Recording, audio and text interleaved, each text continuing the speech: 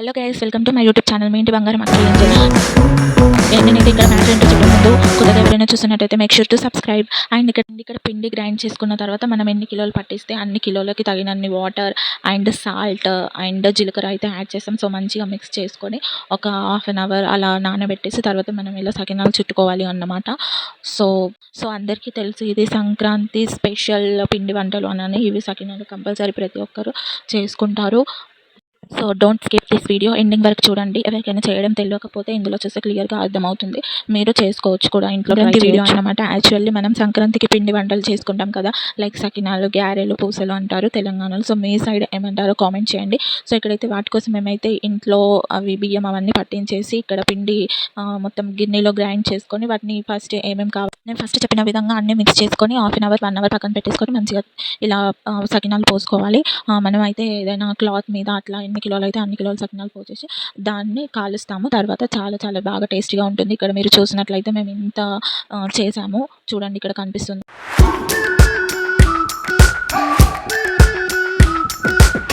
We've been waiting for so long.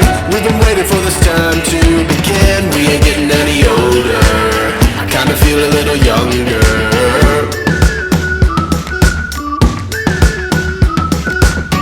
Run away and embrace the day. The sun is out, won't go away. Feel the clouds on your shoulder.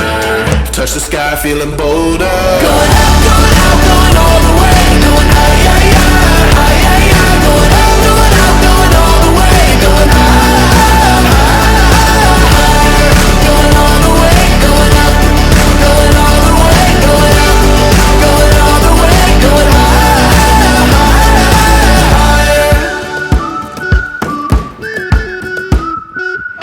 Break the mold, then press repeat. Get 'em up on the edge of their seats. Set your aim a little higher. We're gonna go, gonna go, gonna go. So ఇదన్నమాట 4-5 clothes, అందరూ 10 kgs 5 kgs కూడా చేసుకుంటారు. So ఇంట్లో అందరికీ ప్రతి ఒక్క మెంబర్కి సరిపడేంత almost సంక్రాంతికి ఇవి చేసుకున్నామంటే మనమే కాకుండా చుట్టుపక్కల వాళ్ళందరికీ కూడా ఇస్తాము, మీకు ఆల్రెడీ తెలుసు.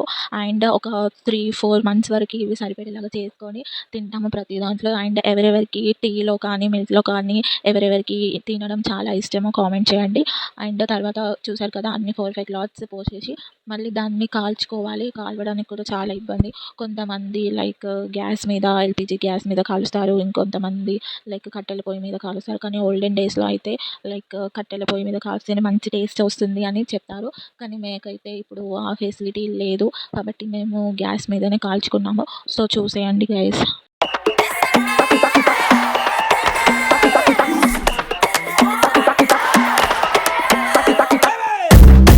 Todo lo que vea, todito, todito.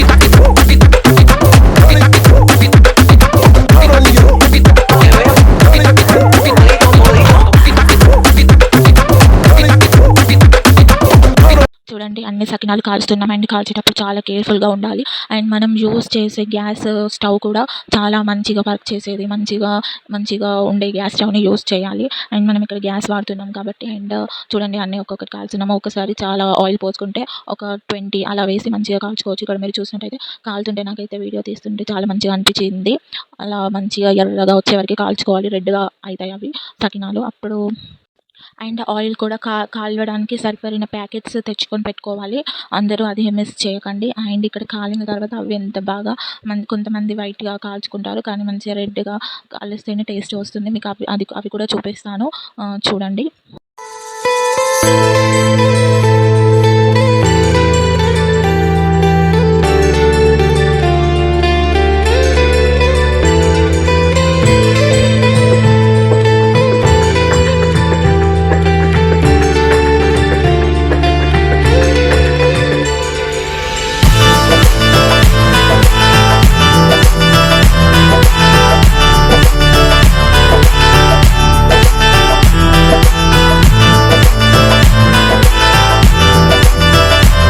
ఇక్కడ చూడండి మీకు కనిపిస్తుంది ఇవన్నీ కాల్చిన సకినాలు అన్నమాట. చాలా బాగా ఎర్రగా కాల్చుకుంటే మంచి టేస్ట్ వస్తుందని చెప్పాను కదా. సో అది ఇక్కడైతే మిగిలినవి కూడా మేము కాల్చేస్తున్నాము.